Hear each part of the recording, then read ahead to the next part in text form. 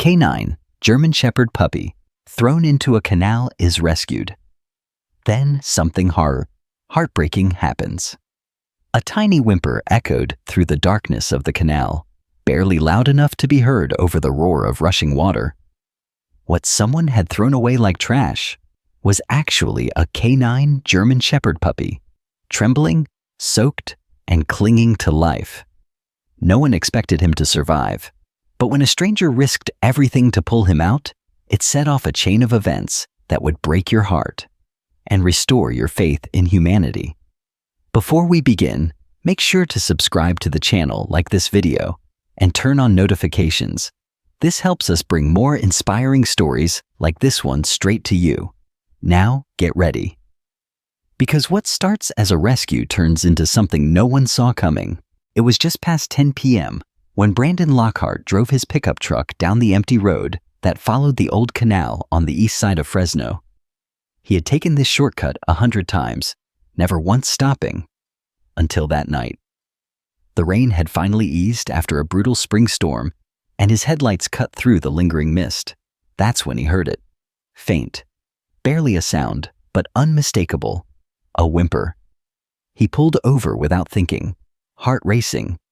The whimper came again, sharper this time. Desperate. Brandon stepped out of his truck into the cold night air. His boots splashed into shallow puddles as he rushed toward the edge of the canal. "Hello?" he called out into the darkness. Nothing. He squinted down at the water. The canal was deeper than usual, swirling and muddy. Then he saw it. A small shape clinging to a slab of concrete near the bank. Soaked fur, shaking legs, eyes locked onto his, wide with fear. It was a puppy. A German Shepherd puppy. Brandon didn't hesitate. He dropped to his knees and crawled along the slick concrete edge, ignoring how dangerously close the current tugged at the pup. The little dog tried to inch backward, but had nowhere left to go. One wrong move and he'd be swept away. "Hey, it's okay." "I got you," Brandon whispered, reaching out slowly. "You're okay now." With one swift move, he grabbed the pup by the scruff and pulled him to safety. The puppy was freezing, whimpering, barely moving in his arms. Brandon took off his flannel shirt and wrapped it around the tiny body, holding him tight against his chest. He could feel the ribs, thin and sharp under the wet fur. This puppy had been starving. Back in the truck, Brandon cranked the heat and placed the puppy on his lap. The little shepherd let out a soft sigh, exhausted. Brandon looked down at the trembling body and clenched his jaw. "Someone did this to you," he muttered. "They just threw you away." He didn't know why it made him so angry. Maybe it was because his father had been a cop with a K-9 partner. Maybe it was because he'd grown up watching what these dogs were capable of, their loyalty, their courage. And now, here was this puppy, thrown into a canal like garbage. Brandon didn't go home. Instead, he drove straight to an emergency vet clinic on the other side of town. The clock on the wall said 11:42 p.m. when the receptionist took the bundle from his arms. "Male," she said after a quick check. "No microchip. He's maybe 9 or 10 weeks old. Looks like a working line shepherd." Brandon nodded, but his throat was too tight to speak. The vet came out 30 minutes later.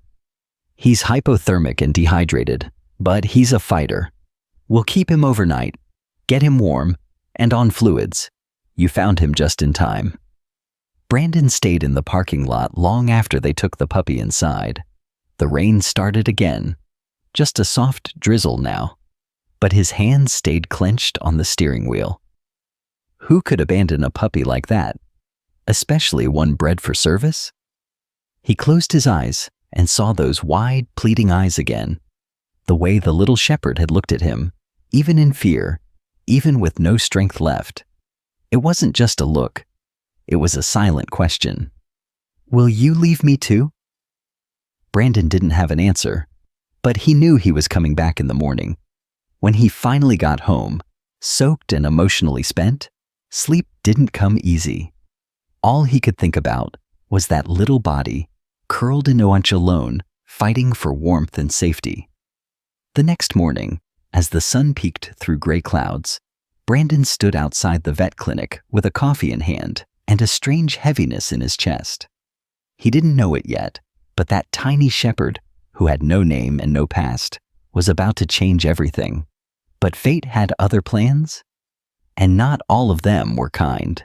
Brandon pushed through the glass doors of the vet clinic just as they were unlocking for the morning. The receptionist recognized him immediately.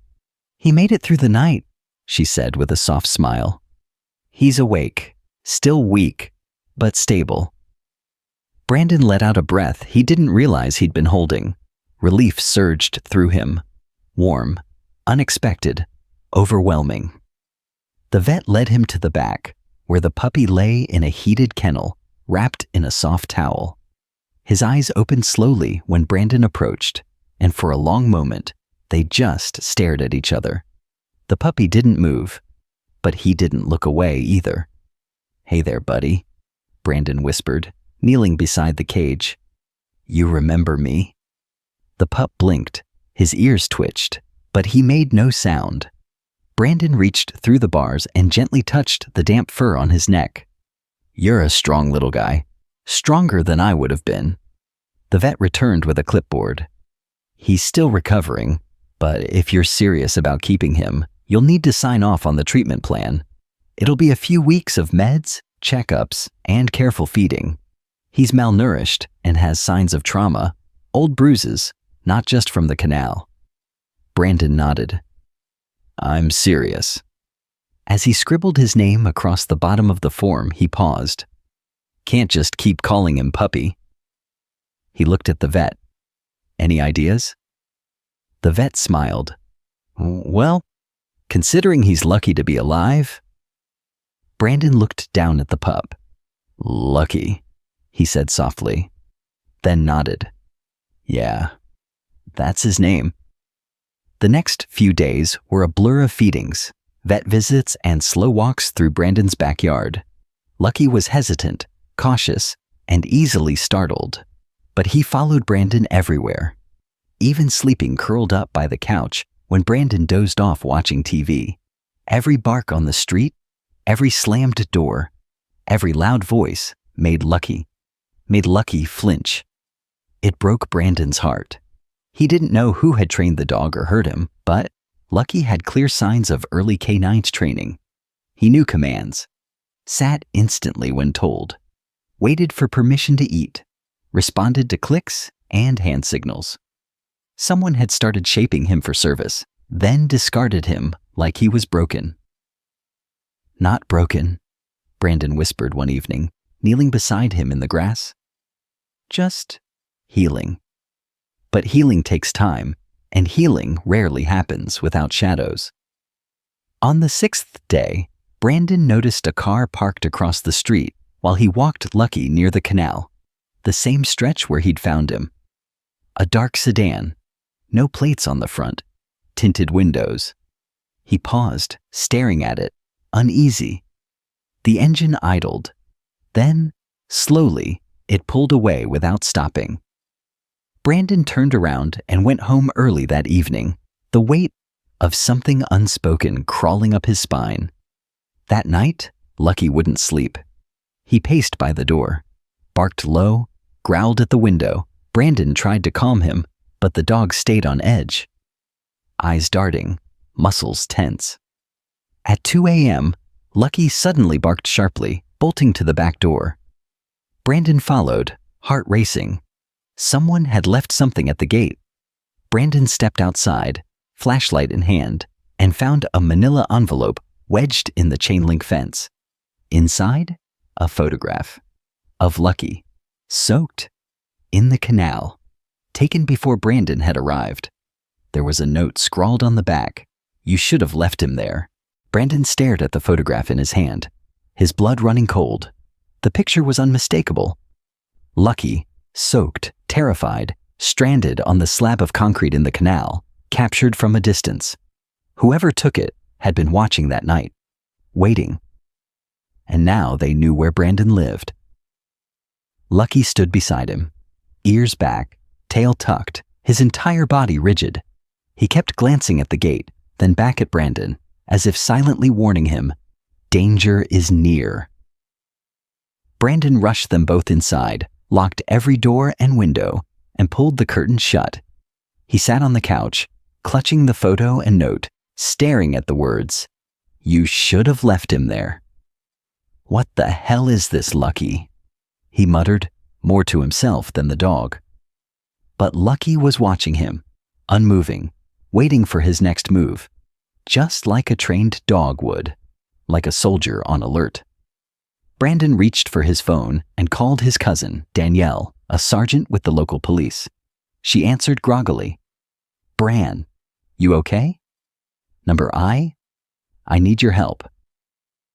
30 minutes later, Danielle stood in his kitchen, staring at the photograph with a grim look on her face. "This is deliberate," she said. "Whoever left this wanted you to know they were watching. This isn't random. This is a message." Brandon nodded. "You think Lucky was part of something?" Danielle's eyes drifted to the dog, who was lying by the door, alert and watchful. "Maybe. He's a working line shepherd, that's obvious. I've seen dogs like him in military and private security. If someone trained him and then dumped him, they had a reason, and now they're nervous he's still alive." Brandon looked at Lucky. He's still having nightmares. Every night, he twitches, cries in his sleep. Sometimes he bolts awake and hides under the bed. Danielle took a breath. That kind of trauma, it doesn't come from bad weather or being hungry. Someone did this to him. Someone trained him and hurt him. Brandon leaned back, silent for a long moment. Then he whispered, "Then I need to find out who." The next day, Brandon called in a favor from an old friend at a retired K-9 training center on the outskirts of town. He brought Lucky along, hoping someone there might recognize him, or at least give him answers. The center was quiet, surrounded by tall pines and dusty gravel paths. Older German shepherds barked in the distance. A retired handler named Owen, grizzled and weather-worn, stepped out of the office when he saw Brandon approaching. "That your dog?" he asked, nodding to Lucky. "Sort of," Brandon replied. "Found him in a canal. Looks like someone tried to get rid of him." Owen crouched down, observing Lucky carefully. "Sit," he said. Lucky sat instantly. "Down." The dog obeyed again. "Eyes on me." Lucky snapped his gaze to Owen and didn't blink. Owen looked up slowly. "He's definitely K-9. Not police issue, though. Too young, and not chipped by the department. I'd say private security, maybe even ex-military contractor. Someone was prepping him for detection work. He's smart. Real smart." Brandon felt a cold wave pass through him. "Why dump him then?" Owen stood.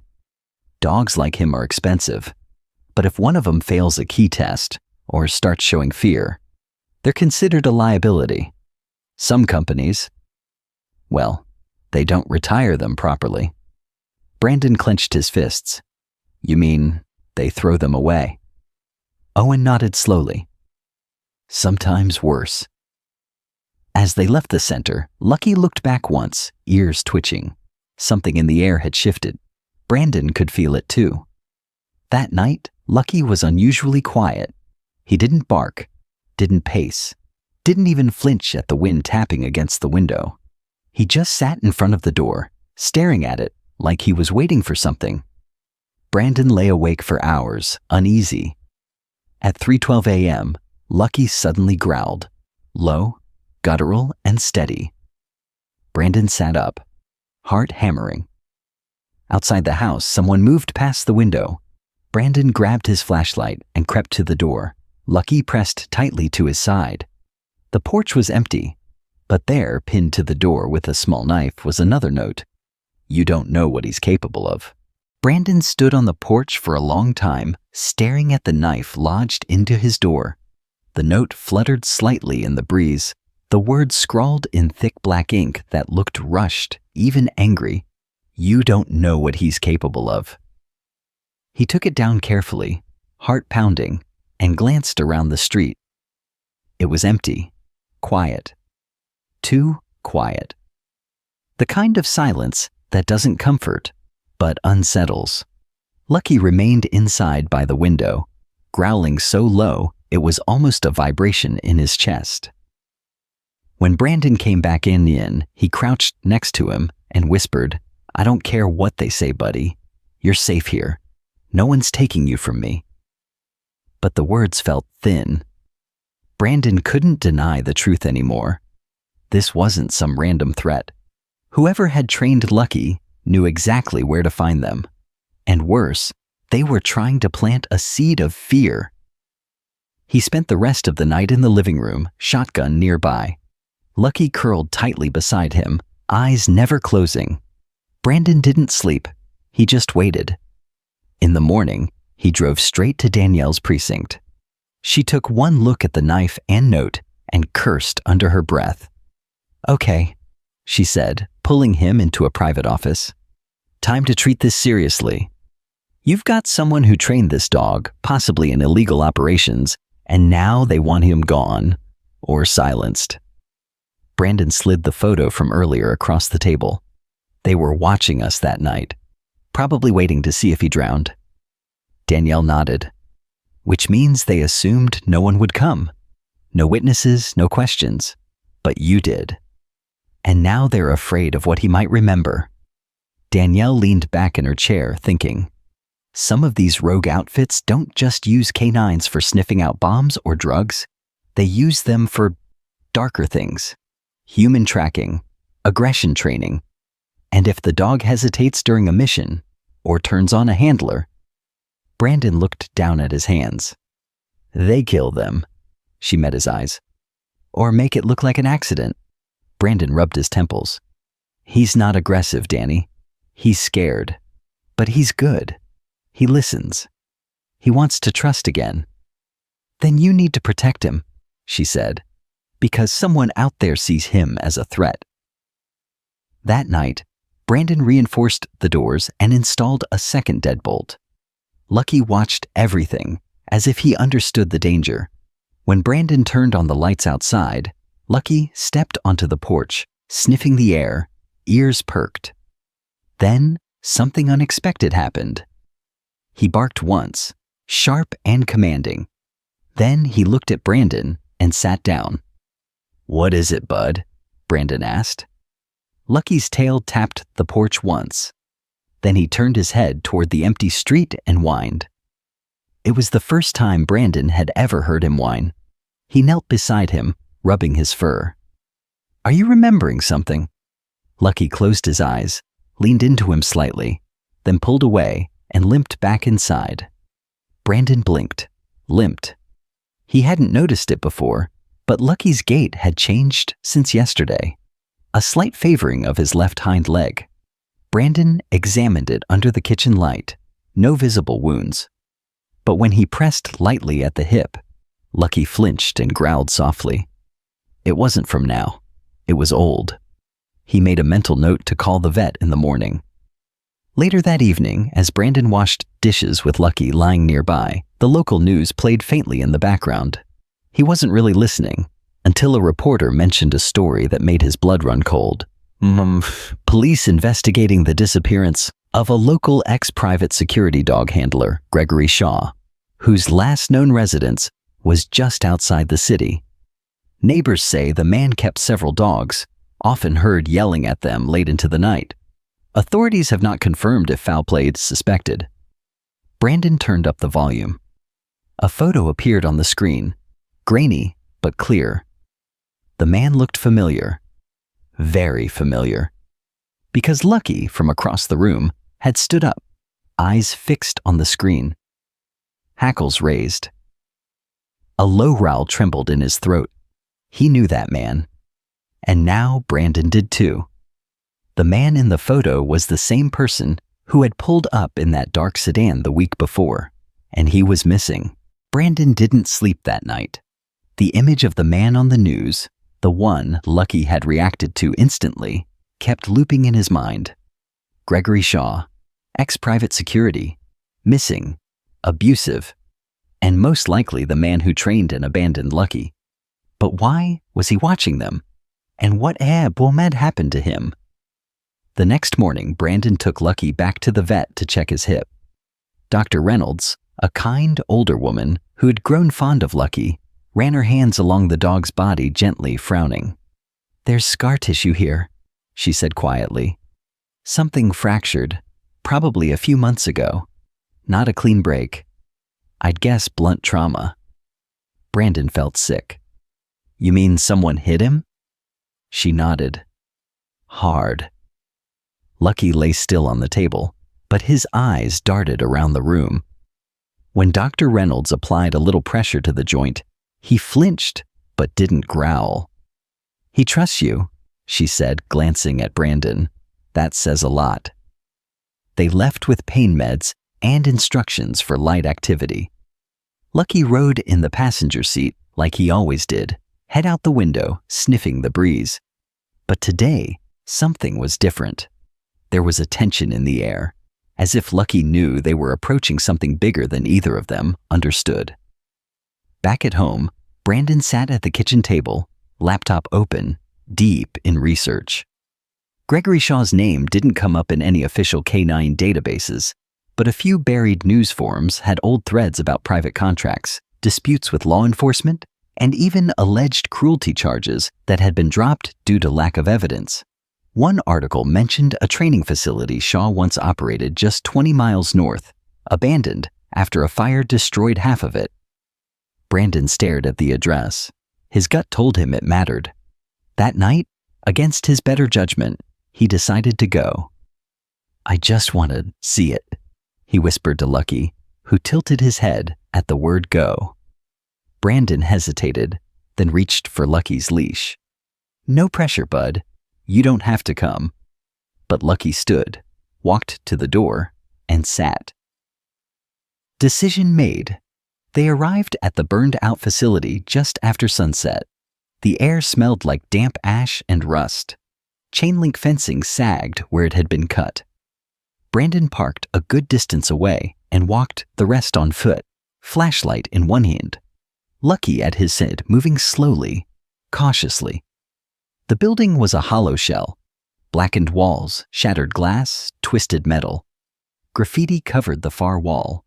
Vines crept through cracks in the foundation. And inside, something colder lingered. Not just decay, memory. Lucky froze at the entrance. He whimpered, not from fear, but recognition. Brandon knelt beside him, his hand on Lucky's chest. "Was this your home?"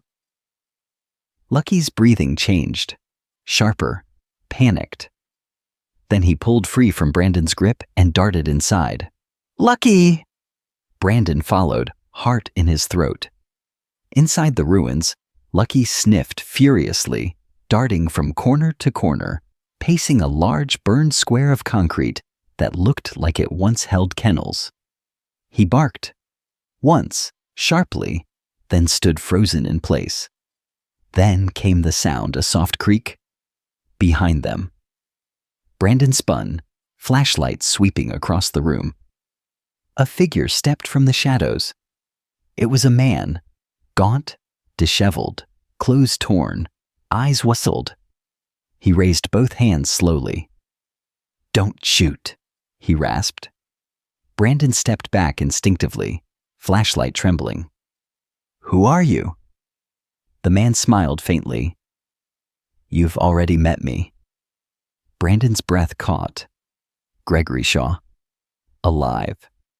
Lucky growled low, backing toward Brandon protectively. But he didn't charge. He didn't bark. He just watched.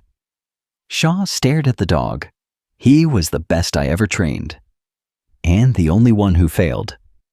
Brandon's fists clenched. "Failed? You broke him. You abused him." Shaw laughed bitterly. "No, I tried to perfect him. You think dogs like that are born loyal? They're made. Discipline, pain, reward. That's how it works. Brandon stepped forward. No, that's how you destroy them. Lucky barked suddenly, loud and fierce, and stood between the two men. Shaw didn't flinch. You should have let him die, he said. He's not your pet. He's a weapon. And when he remembers who he really is, you'll wish you had. Brandon didn't wait. He pulled out his phone and started calling Danielle. But in that second of distraction, Shaw turned and vanished into the darkness. Brandon spun the flashlight wildly, but the man was gone. Lucky ran forward, nose to the ground, tracking, but Brandon called him back. No, not tonight, he said, heart racing. Let him disappear, for now. But Shaw's words haunted him. When he remembers who he really is. And in the back of his mind, Brandon couldn't help but wonder, what if Lucky already had? Brandon sat on the floor of his living room, the lights dimmed, Lucky's head resting on his lap. It had been 2 days since their encounter with Gregory Shaw. 2 days without sleep. 2 days of questions he couldn't shake. What had Lucky remembered? What had he seen in that burned-out training facility that brought such panic and such strength? And more importantly, what was Lucky still hiding? Brandon ran his fingers through the shepherd's thick fur, soothing him. Lucky had been quiet since the incident. Not fearful, just focused. He watched the windows, listened more intently to footsteps outside, even sniffed every visitor who came to the door like he was memorizing them, like he was preparing for something. Brandon finally broke the silence. What did he do to you, buddy? Lucky lifted his head and looked at him, and for a moment, just a second, it felt like the dog understood every word. His eyes held something heavy.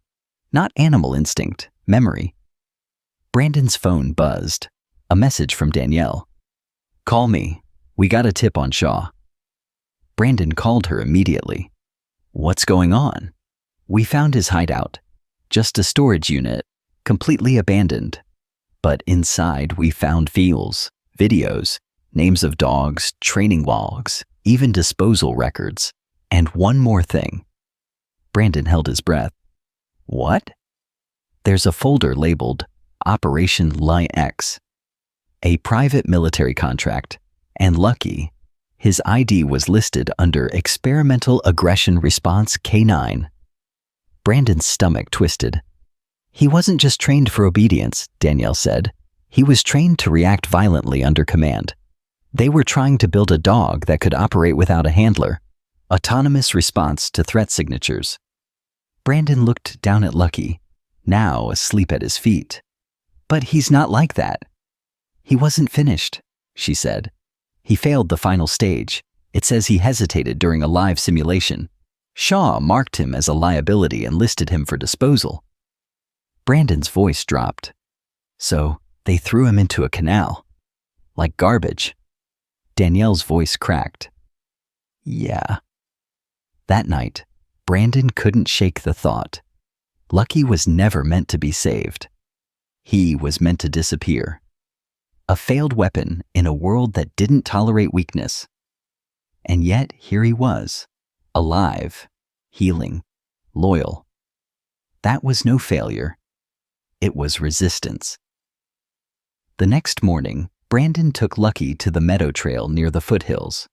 It was quiet, far from the city, just wind and trees and peace. They walked in silence for a while until Lucky stopped on a hilltop, ears alert. Brandon knelt beside him. This is your life now, okay? Not pain, not violence, not orders and punishments. Just this. Lucky turned and gently licked Brandon's hand. And then, a sound behind them. Footsteps. Brandon stood up fast, eyes scanning the trail. A figure emerged from the trees. Gregory Shaw. Again.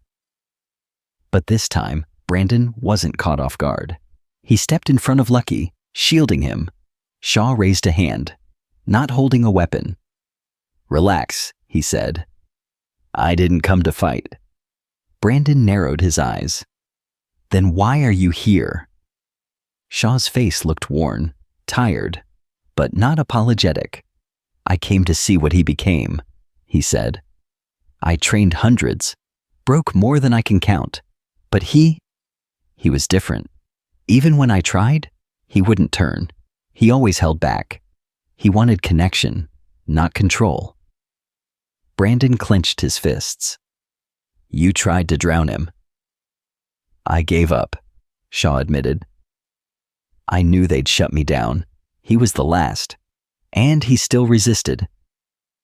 Lucky stepped forward slowly, not growling, not barking, just watching. Brandon held his breath, and then Lucky sat down, calm, centered, not afraid. Gregory stared at him for a long moment. "Guess he found what I couldn't give him." Brandon didn't speak. Shaw turned to leave, but paused. "I wouldn't stay in the open too long," he said. "Not everyone from that program wants him to live." Then he disappeared back into the woods. Brandon knelt beside Lucky, placing both hands on his fur. "You didn't just survive, buddy. You chose who to be." And for the first time since that night in the canal, Lucky wagged his tail. It was slight, but it was everything. As weeks passed, the threats faded. The dark sedan never returned. Gregory Shaw disappeared without a trace again, this time, the police believed, for good. The documents Danielle turned over helped dismantle what was left of Operation Lynx. The names of other dogs were found, but none had survived. Except one. Lucky. Brandon had filed for official adoption, and the paperwork had just come through. It was now legal, binding, final. Lucky was his. And yet, something even more important had already happened long before a signature met paper. Lucky had chosen him. Every morning now began the same way. Lucky would pad into Brandon's room just before sunrise, nudge him awake with his nose, and sit beside the bed until Brandon opened his eyes. Then they'd take their long walks around the lake trail, the world still quiet, the air still cool, and Lucky walking confidently, shoulders proud, tail relaxed. He was no longer a shadow of who he'd been. He was whole. But healing, Brandon had learned, wasn't always loud. It didn't come with trumpets or applause. Sometimes it came in the way Lucky finally fell asleep without flinching, in how he stopped checking over his shoulder every few minutes, in how, just yesterday, he rolled over in the grass, belly up, completely vulnerable for the first time. That was trust. That was rebirth. One afternoon, Brandon received a letter in the mail from a local veteran support group he had reached out to on a whim. They were organizing a program pairing trauma survivors, both human and canine, for mutual recovery. Brandon had told them about Lucky weeks ago, not expecting much. But the letter read, "We would be honored to have Lucky become a certified emotional support companion. His journey deserves to help others find their way back too." Brandon's throat tightened. He looked down at the dog lying on the living room rug, chewing calmly on a rope toy, so at peace, so far from the broken pup shivering in that canal. He smiled. "You ready for a new mission, boy?" Lucky tilted his head. The next few weeks were filled with training, gentle, patient, supportive. And Lucky passed every phase. His presence soothed veterans who hadn't smiled in months. His eyes found the silent ones, the hurting ones. He would sit by their sides, lean into them gently, offering warmth where words had failed. He became more than a survivor. He became a healer. On a warm spring day, Brandon sat outside the VA clinic while Lucky rested at his feet, his new therapy vest snug around his chest. The sun was dipping low, painting the sky orange and pink. A man sat nearby in a wheelchair, silent for the last hour. Brandon had noticed him watching Lucky, but saying nothing. Eventually, the man leaned forward and said quietly, "He's different." Brandon looked up. "Yeah, he is." "He looked at me and didn't flinch," the man said. Even when I couldn't meet his eyes, he waited. Brandon nodded. He knows what it's like to be hurt, but he also knows what it means to come back. The man reached a trembling hand toward Lucky. Lucky didn't move away. He leaned in. Brandon's chest tightened. This was it. This was why Lucky had survived. Why he was never meant to be a weapon. Why he was never a failure. He was meant to be found. Meant to love. Meant to remind the world that even the most broken spirits can learn to trust again. And as the man's hand settled into Lucky's fur, both of them exhaled at once. Peace, redemption, connection. Brandon watched quietly, heart full. Lucky had once been trained to fight, but now he was teaching others how to feel. If this story touched your heart, please subscribe to the channel, leave a like, and share it with someone who loves inspiring stories about resilience and hope. Because sometimes, the most powerful transformation doesn't come from what we've been trained to do, but from who we choose to become.